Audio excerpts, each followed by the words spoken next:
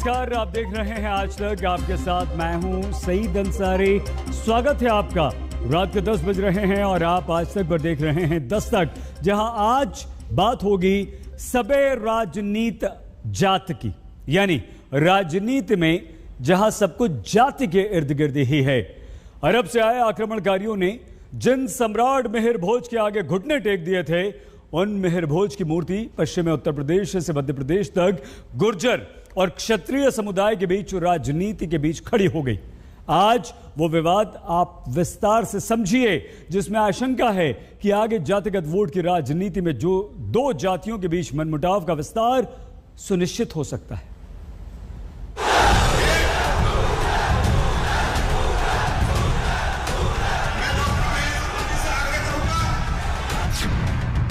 एक सम्राट की मूर्ति पर शुरू हुई राजनीति के कारण तोड़फोड़ होती है।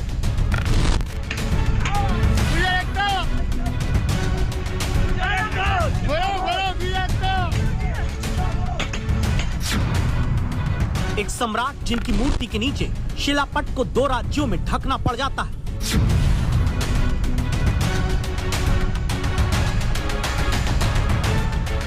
उत्तर प्रदेश में पुलिस का पहरा लगाकर और मध्य प्रदेश में मूर्ति के चारों तरफ टिन लगाकर। आखिर क्यों? एक मूर्ति के कारण गुर्जर गुर्जर वाले ये नारे उत्तर प्रदेश से मध्य प्रदेश तक गूंजते हैं।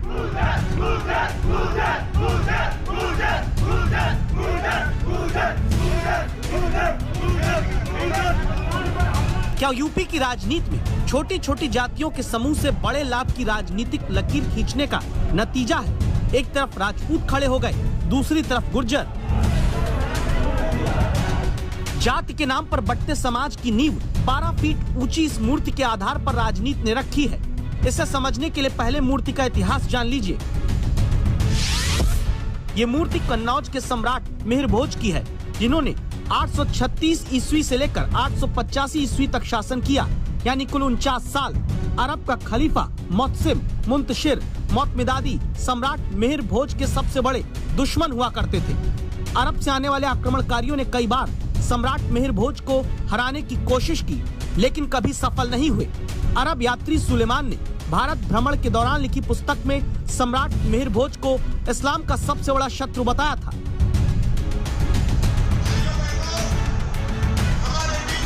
वीरता के प्रतीक मिहिर भोज की प्रतिमा का अनावरण करने पिछले हफ्ते 22 तारीख को उत्तर प्रदेश के ग्रेटर नोएडा में मुख्यमंत्री योगी आदित्यनाथ पहुंचते हैं। मुख्यमंत्री के सामने ही भीड़ एक जाति का नाम लेकर नारेबाजी करती है।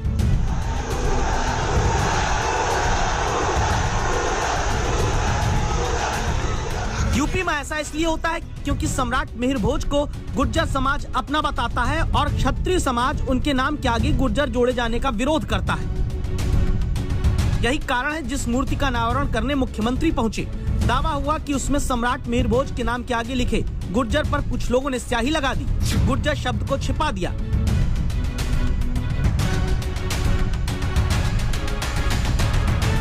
मुख्यमंत्री भी अपने भाषण में मिहिर भोज के नाम के साथ किसी जाति को जोड़े बिना राष्ट्र धर्म की बात करते नजर आए।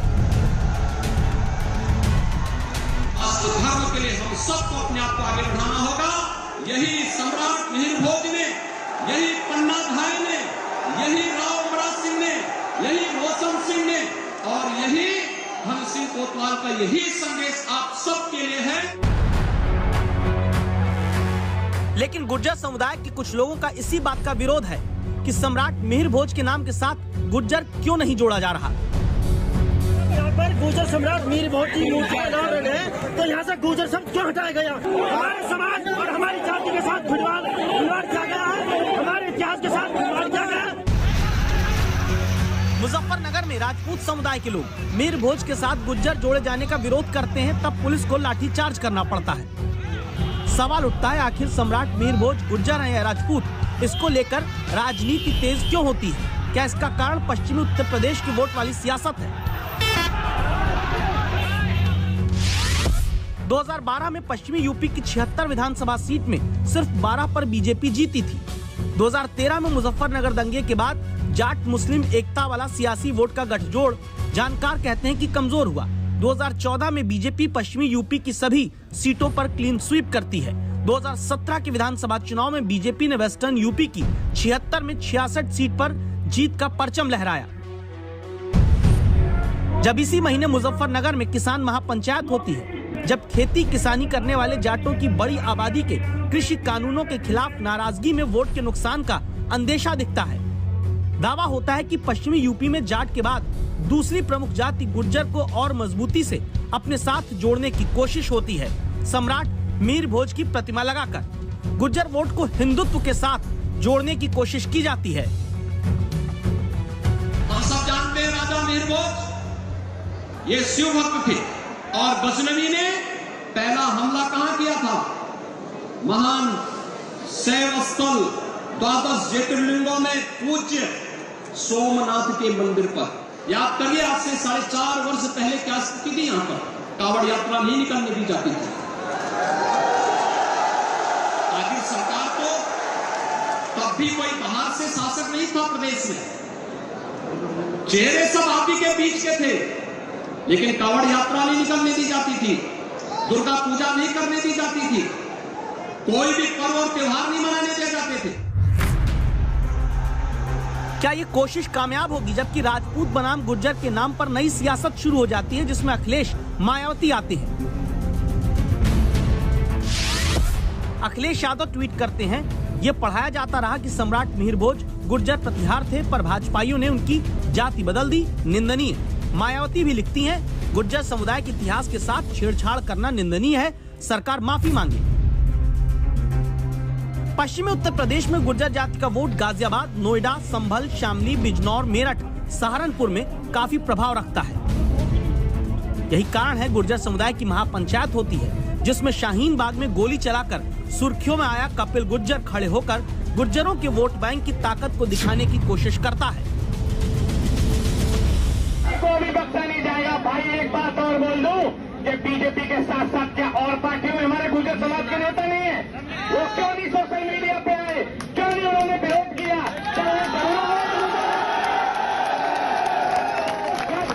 क्या उनकी चंद वोटों के लिए अपने खून पे तुम्हें घमंड नहीं है?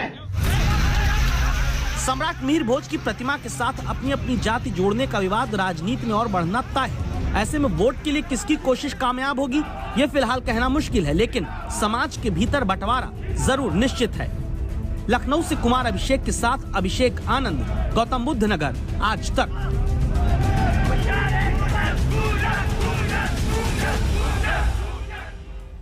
सबे राजनीति जात की में अगली कहानी उत्तर प्रदेश और पंजाब के मंत्रिमंडल विस्तार की है, जहां मंत्रियों को योग्यता नहीं बल्कि जातिगत खांचे के बीच में चुना जाता है, जहां जाति के नाम पर चुने गए मंत्रियों के सहारे 6 महीने बाद होने वाले चुनावों में पिछले वर्ग और दलित वोटों को सेट किया जाता है। 6 महीने के भीतर चुनाव में उतरने जा रहे 2 बड़े राज्यों उत्तर प्रदेश और पंजाब में मंत्रिमंडल विस्तार होता है। क्या सिर्फ वोट के विस्तार को सुनिश्चित करने के लिए जातिगत आधार पर मंत्रिमंडल का विकास हुआ?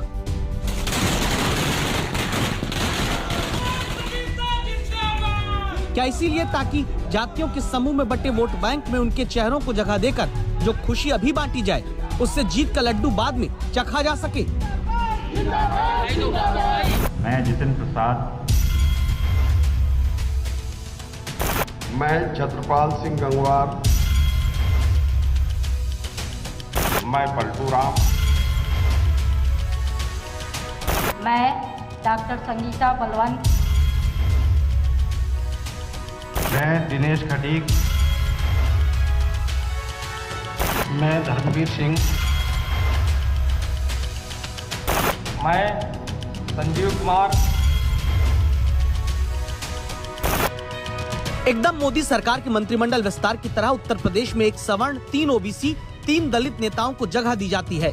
जातियों के आधार पर समुचित वोट के विकास वाला मंत्रिमंडल बनता है।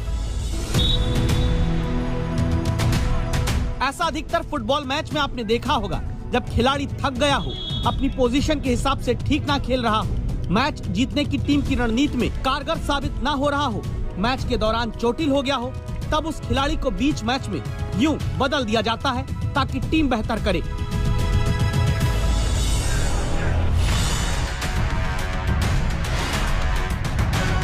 क्या यूपी में सत्ता के लिए टीम बेहतर करे इसलिए नए खिलाड़ी लाए गए?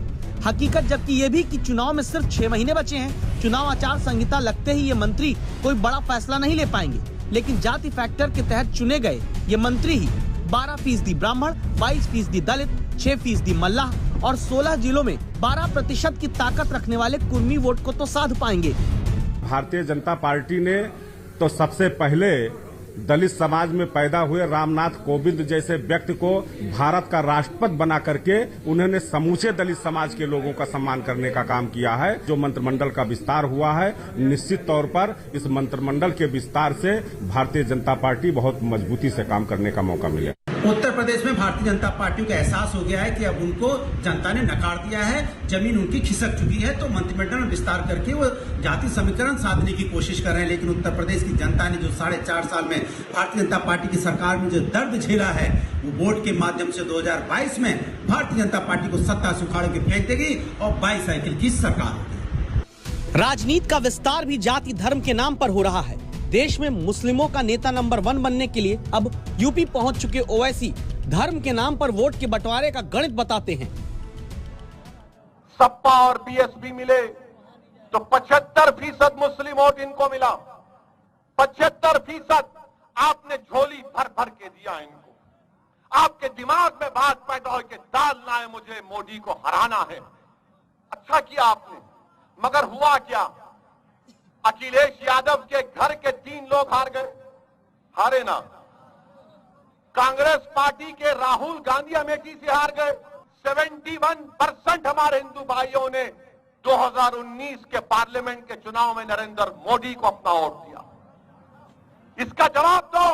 राहुल गांधी इसलिए हारे क्योंकि उनको मुस्लिम वोट मिला मगर हिंदू वोट नहीं मिला, इसलिए वो हार गए। वो केरला जाकर जीतते हैं। वायनाड क्यों जीतते हैं? इसलिए जीतते हैं कि उस कॉन्स्टिट्यूंसी में 35% के करीब मुसलमान हैं। जात के आधार पर ही राजनीति का चेहरा और चरित्र पंजाब में भी बदला है, जहां मंत्रिमंडल विस्तार में हर धर्म जाति क्षेत्र के हिसाब से मंत्री चुने गए। सबसे बड़ा बदलाव पंजाब के इतिहास में पहली बार दलित मुख्यमंत्री के तौर पर चरणजीत सिंह चन्नी को चुनकर किया गया, क्योंकि पंजाब में दलितों की ताकत 32% वोट बैंक की है। चंडीगढ़ से मंजीत सहगल के साथ कुमार अभिषेक, लखनऊ आज तक। उत्तर प्रदेश में नए बने मंत्रियों को उनके विभाग दे दिए गए हैं और उत्तर प्रदेश और पंजाब दोनों जगह राजनीति जो है वो जाति को देखकर की गई। मंत्री बनाए गए, विभागों के बंटवारे किए गए और इसलिए जरूरी है कि आप दस्तक दें। जाति की राजनीति के जाल में आप बिल्कुल ना फंसें, वरना आपके हमारे बच्चे अगर कोई भर्ती एग्जाम देने जाएंगे तो उनसे संबंधित विषय के सही सवाल पूछने की जगह यह पूछा जाएगा कि बताओ मंत्री जी की विशेषता क्या है। यह कहानी हरियाणा की है। ध्यान से पूरी रिपोर्ट आप देखिएगा, तब आप जानेंगे कि बेरोजगारी दर में नंबर 1 हरियाणा किस स्तर के सवाल पूछकर पुलिस में भर्ती करता है।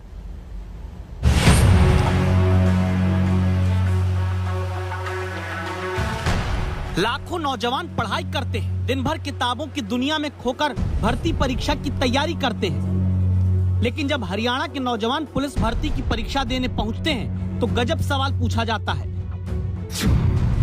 पुरुष और महिला सब इंस्पेक्टर की परीक्षा में 100वें नंबर का सवाल प्रतियोगियों के सामने रखा गया कि हरियाणा के गृह मंत्री की प्रमुख विशेषता क्या है।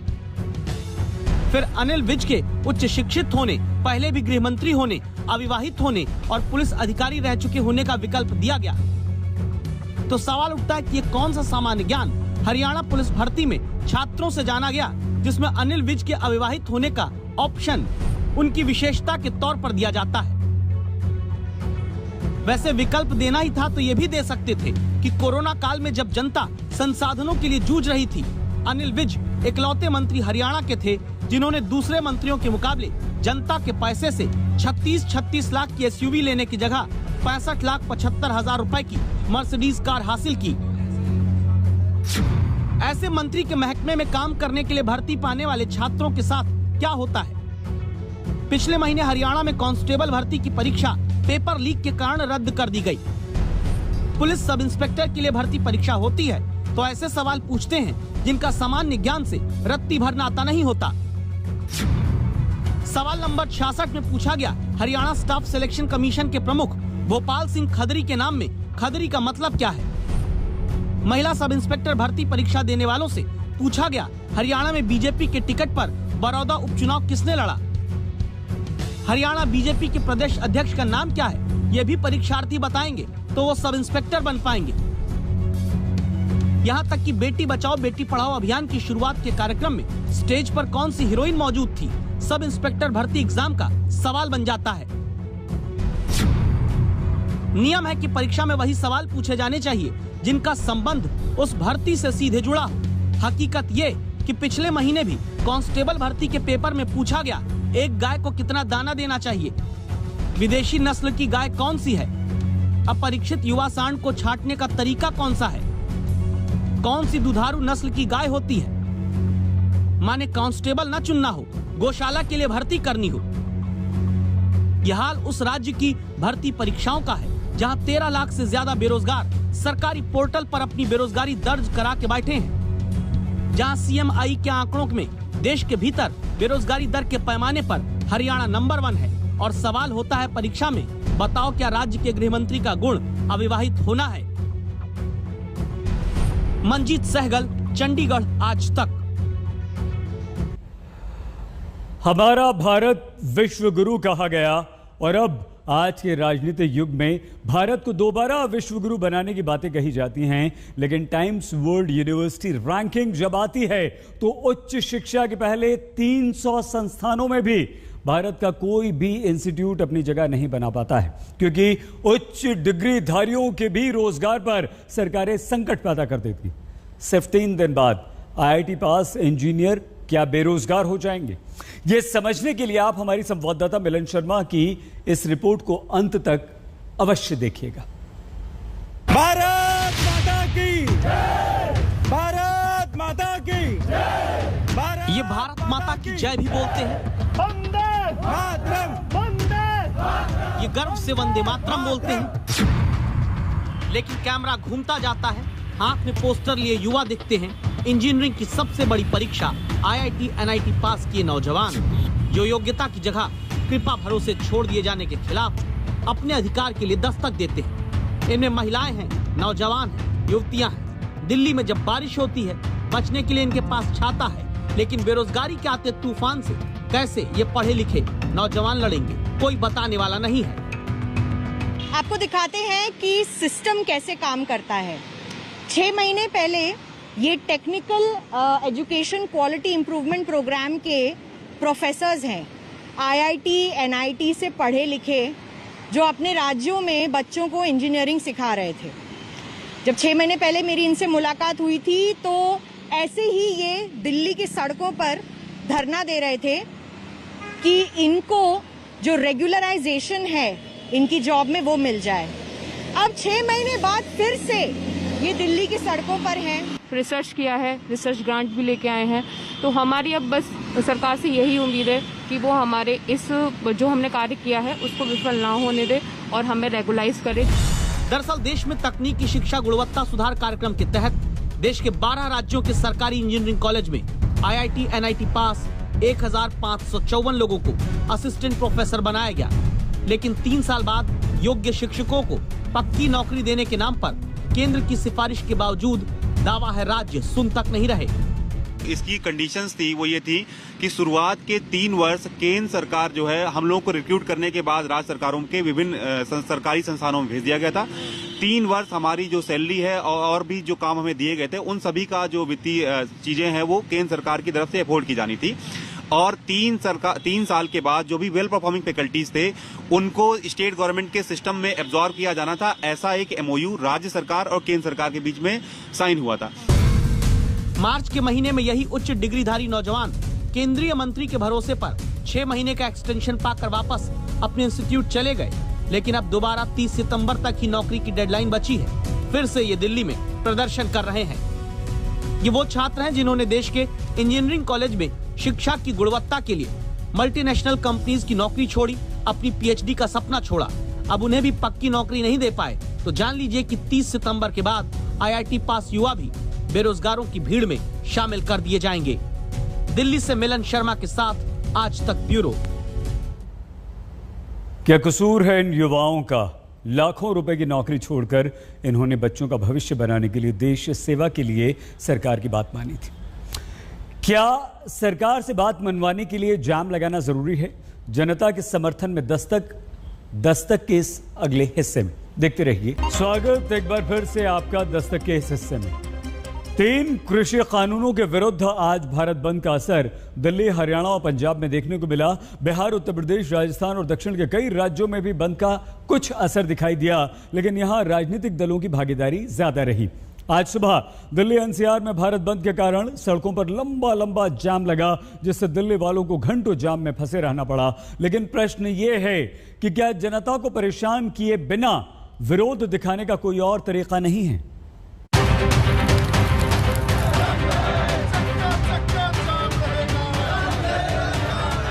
बहुत जगह बंद है, बंद होता है तो असर तो पड़ता है, और बंद में तो वही सुविधा ही होती है। वो तो खुश होते हैं कि एक दिन की छुट्टी मिली। जो इमरजेंसी होती है किसी को निकाल देते हैं। बढ़िया रहा, सब जगह प्रोग्राम रहा, जनता का सहयोग रहा, और जिस जनता को भाई कष्ट रहा तो एक दिन किसान के नाम वो धूप में गर्मी में बैठा हुआ है 10 महीने से, तो एक दिन का कष्ट कैसा लगा होगा, तो वो अनुभव भी जनता को करना चाहिए। गाजीपुर बॉर्डर पर जब राकेश टिकैत मीडिया के कैमरों के सामने पूड़ियां बेल रहे थे, तब जाम में फंसी भूखी प्यासी जनता उनसे ये पूछ रही थी। इतने परेशान हो रहे हैं, बच्चे हो रहे हैं, 2 घंटे से रो रहे हैं। कम से कम इन लोगों को इतना तो सोच रहे हैं, जो बच्चे हैं, जो बीमार है, उनको तो कम से कम जाने दिया जाए। और ऐसे रोक के या ऐसे करके अगर इनको रोकना है तो गवर्नमेंट उनके वहाँ पर वो करे। गाजीपुर बॉर्डर पर राकेश टिकैत जब पकौड़ों के लिए आलू काट रहे थे, तब जाम से घनचक्कर बने लोग उनसे ये कहना चाहते थे, पब्लिक को परेशान करेंगे और गवर्नमेंट चुप बैठी है, वो अब भी कुछ नहीं करेगी। उनको परेशान करो ना। हम ये डेली के मिडिल क्लास फैमिली वाले लोग जिनको अपने घर जाना है, इतनी दूर से है, कोई परेशान है, कोई बीमार है। पिछले 10 महीनों से जाम का जो दर्द दिल्ली वाले झेल रहे हैं, उस परेशानी का स्वाद आज देश के अलग अलग राज्यों के करोड़ों लोगों को जबरन चखना पड़ा। जाम की सबसे डरावनी तस्वीर एक बार फिर दिल्ली से आई, जहां किसानों के भारत बंद की वजह से जिंदगी मानो ठप हो गई। गुड़गांव बॉर्डर से गाजीपुर बॉर्डर तक, डीएनडी से सिंघू बॉर्डर तक, हर तरफ जाम की जेल में लोग बंद मिले। जाम में फंसे ये लोग दफ्तर जाने के लिए घर से निकले होंगे, लेकिन किसान आंदोलन की वजह से लगे जाम में फंस गए। सोचिए, जाम में फंसे इन लोगों में किसी को दफ्तर जाना होगा, कोई अस्पताल जा रहा होगा, कोई गाड़ी में बैठे अपनी दुकान खोलने के लिए छटपटा रहा होगा, लेकिन विरोध के नाम पर हर जरूरी काम पीछे हो गया। अब आप दिल्ली के सिंघू बॉर्डर पर लगे इस जाम को देखिए, जहां प्रदर्शन की वजह से लंबा जाम लग गया। किसान आंदोलन को 10 महीने हो गए हैं और आज भारत बंद का कॉल है। हम इस वक्त है दिल्ली हरियाणा हाईवे पर, सिंघू बॉर्डर से जो हाईवे आ रहा है, और आप ये देख सकते हैं यहाँ पर ये बैरिकेड लगा रखा है किसानों ने ही, जहाँ पर ये हाईवे जो है उसको रोका गया है। आप देख सकते हैं यहाँ पे ट्रकें, बसें, गाड़ियां सब रुकी हुई हैं, लेकिन किसानों की तरफ से ये कहा जा रहा है कि हम कोई भी इमरजेंसी अगर है, कोई हॉस्पिटल जा रहा है, किसी की शादी है या कोई लोकल रेजिडेंट है, उसको नहीं रोक रहे। हाईवे रोककर हम ये सिर्फ दिखाना चाह रहे हैं कि हम इतने महीनों से बैठे हैं, सरकार हमारी सुने। हमारी रिपोर्टर को यहाँ पर जाम में फंसे लोगों ने अपनी आपबीती सुनाई, जिसमें लाचारी और बेबसी साफ तौर पर देखी जा सकती है। मैं यहाँ जा रहा था, सोनीपत में इंटरव्यू देना था। यहाँ से तो आगे से जाने दिए थे। अच्छा। वहाँ पे कैंप पे मेरे को रोक लिया। अच्छा, क्या बोले वहाँ पे? वहाँ पे मैं बोला यहाँ क्या हम इमरजेंसी भी दिखाए कि हमारे कोई हॉस्पिटल में भर्ती है, इमरजेंसी भी दिखाए, नहीं जाने दिए, बोले कि नहीं जाना है, बोले कि मर जाए। जाना था कि नहीं जाना, तो मैं जॉब को था, ठीक है, मगर हमने सोचा कि अगर इमरजेंसी बताएंगे तो जल्दी जाने देंगे, इमरजेंसी बताने पर भी नहीं जल्दी जाने दिए। क्या बोला? बोले कि हॉस्पिटल में जाना है, मेरा दोस्त भर्ती है, बोले मर जाने तो कोई बात नहीं। तो आपने सुना कि जाम की वजह से लोगों को किस तरह से मुसीबत का सामना करना पड़ा। अब सवाल यह है कि जनता को मुश्किल में डालकर हो रहे इस प्रदर्शन से आंदोलन को कितना फायदा होगा। जब इस बारे में हमने राकेश टिकैत से पूछा तो उन्होंने जनता के पाले में ही गेंद डाल दी। पहले ही बता दिया था कि भाई बंद रहेगा और लोग लंच के बाद में निकलना, सबको बता था कि बंद रहेगा, अपने गांव जाना, 3 दिन की छुट्टी है आपकी। लेकिन फिर भी लोग परेशान अरे एक आधा कोई लोग अगर आएगा तो बताओ क्या इलाज है भाई उसका। पहले कोरोना महामारी और फिर लॉकडाउन, आम आदमी की कमर बुरी तरह से टूट चुकी है। घर का बजट बिगड़ चुका है और कारोबार किसी तरह से दोबारा उठने की कोशिश में लगा है।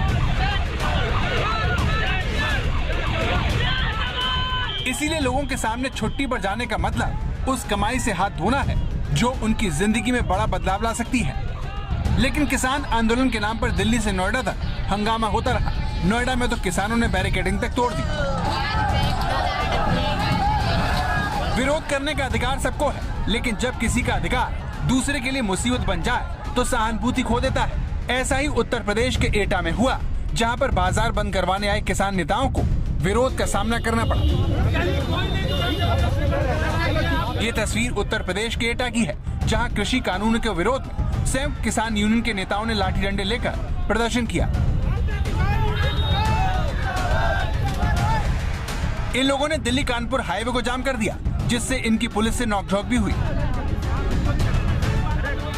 हाईवे बंद करवाने के बाद किसान आंदोलन के नाम पर बाजार को बंद करवाया गया, लेकिन इस दौरान कई दुकानदार इसका विरोध करने पर अड़ गए।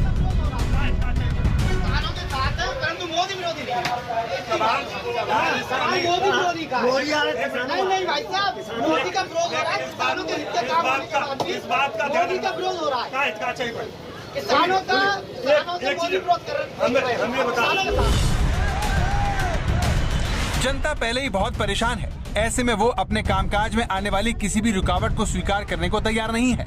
इसीलिए जब मुरादाबाद में किसान आंदोलन के नाम पर रोडवेज की बसों को मुरादाबाद लखनऊ हाईवे पर रोका गया तो घंटों जाम में फंसे यात्री प्रदर्शनकारियों से ही सवाल पूछने लगे। प्रदर्शन चाहे कोई पार्टी करे या फिर किसान, पिसना जनता को ही पड़ता है। प्रदर्शनकारियों का कोई भी दल हो, हमला जनता पर ही होता है।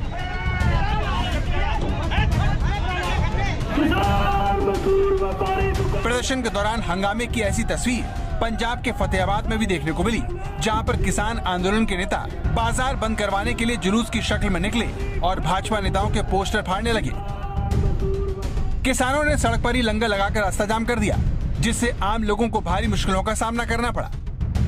हालांकि किसानों के प्रदर्शन के दौरान एम्बुलेंस भी जाती दिखी।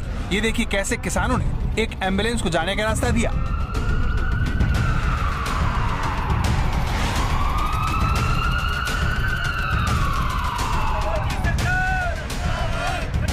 पंजाब के फतेहाबाद में किसान आंदोलन का व्यापक असर देखने को मिला। अधिकतर दुकानें बंद रहीं। हालांकि कई इलाकों में प्रदर्शनकारी सब्जी वालों से बहस करते हुए दिखे।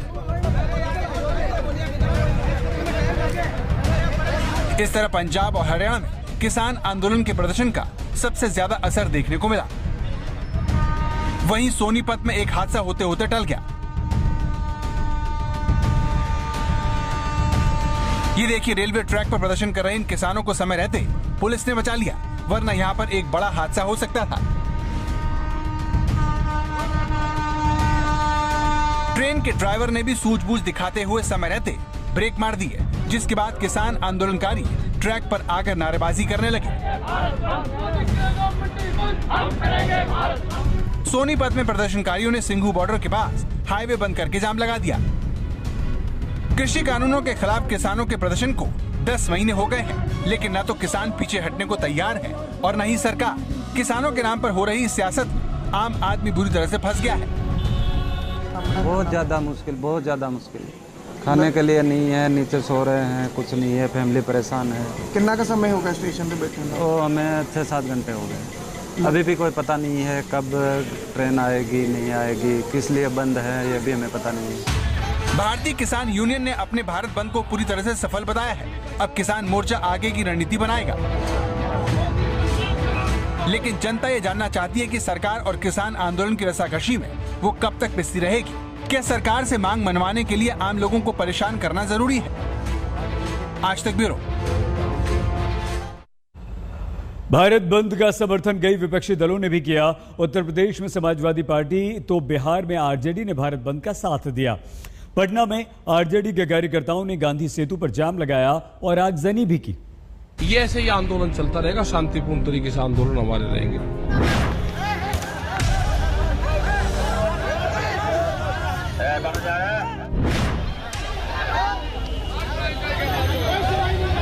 हाँ, पैदल ही निकल जाऊंगा, क्या करूं, तो अब जाम है तो इतने आदमी को मैं तो हटा नहीं सकता। पटना में ये सारा हंगामा किसानों के समर्थन के नाम पर हुआ, जहां विपक्षी पार्टियों ने डाक बंगला चौराहे पर जाम लगा दिया।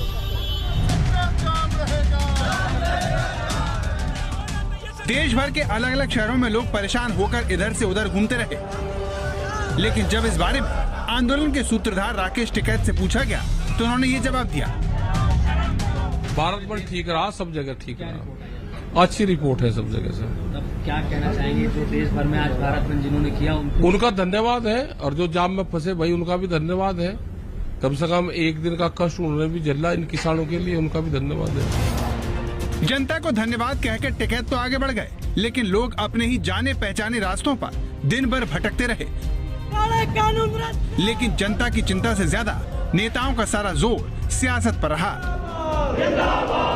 देश भर की 12 विपक्षी पार्टियां दिन भर किसानों के कंधे पर बंदूक रखकर सरकार पर निशाना साधती रही।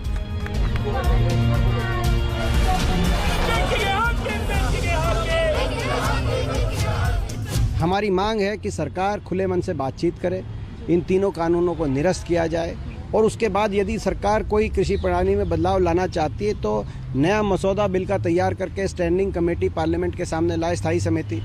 मगर आज दुखद है, कुछ राजनीतिक दल जिस प्रकार से दूसरों के कंधों पर रखकर अपनी राजनीतिक मंशा को आगे बढ़ाने की कोशिश कर रहे हैं, अपने महत्वाकांक्षा के लिए कुछ पारिवारिक दल ये सब काम कर रहे हैं, आज पूरा हिंदुस्तान ये देख रहा है। पिछले 10 महीने से किसान धरने पर है, लेकिन किसान और सरकार में बात बनती नहीं दिख रही।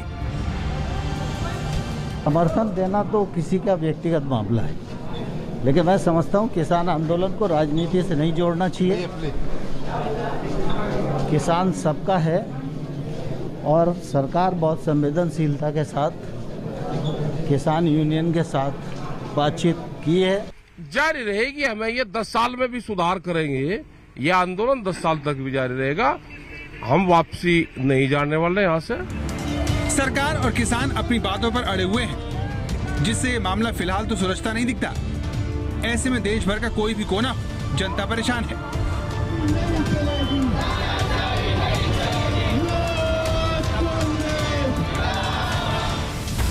नए कृषि कानून को बने 1 साल बीत गया है, इसीलिए किसान आंदोलन की साख का असर कई शहरों में बीजेपी नेताओं के विरोध के तौर पर दिखने लगा है। उत्तर प्रदेश के लखीमपुर खीरी में किसानों ने काले झंडे के साथ केंद्रीय मंत्री अजय मिश्रा का घेराव किया।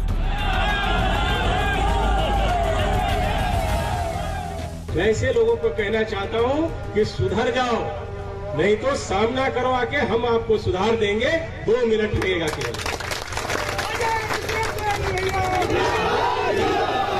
मैं केवल मंत्री नहीं हूं, ये सांसद विधायक नहीं हूं। जो विधायक व सांसद बनने से पहले मेरे विषय में जानते होंगे, उनको ये भी मालूम होगा कि मैं किसी चुनौती से भागता नहीं हूं, और जिस दिन मैंने उस चुनौती को स्वीकार करके काम कर लिया तो उस दिन पलिया नहीं, लखीमपुर तक छोड़ना पड़ जाएगा, ये याद रखिए। कृषि कानून के खिलाफ किसानों का ये तीसरा भारत बंद है। लगातार किसान आंदोलन चलने के बावजूद सरकार अपने फैसले से पीछे हटने को तैयार नहीं है। इसीलिए आने वाले दिनों में जनता को जाम के सितम से 2-4 होना पड़ सकता है। पटना से रोहित सिंह के साथ आज तक ब्यूरो। एक बड़ी खबर इस वक्त राजस्थान से आ रही है। राजस्थान में सरकार मुख्यमंत्री बदलने की अटकलों की खबरों के बीच कैबिनेट मंत्री हरीश चौधरी ने बड़ा बयान दिया। चौधरी ने कहा कि राजस्थान में स्थिति पंजाब से अलग है, क्योंकि गहलोत के साथ 100 विधायक हैं। पिछले हफ्ते सचिन पायलट ने दिल्ली में राहुल गांधी से मुलाकात की, जिसके बाद राजस्थान में भी मुख्यमंत्री बदलने की अटकलें तेज हैं। दस्तक में आज के लिए बस इतना ही। आप प्लीज अपना बहुत ख्याल रखिएगा। देखते रहिए आज तक।